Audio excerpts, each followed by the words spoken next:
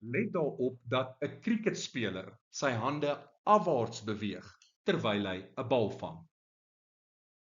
Watter stelling verduidelik korrek hoekom die cricketspeler sy hande afwaarts beweeg?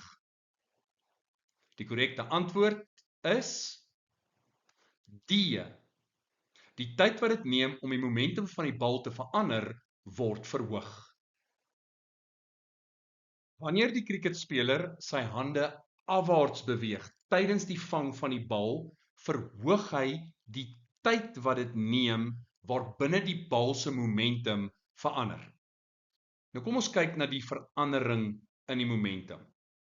Ongeag of die man die bal vinnig of stadig vang, die beginsnelheid is dieselfde en die eindsnelheid is die bal wat tot stilstand kom. Met ander woorde, die verandering in momentum gaan konstant bly.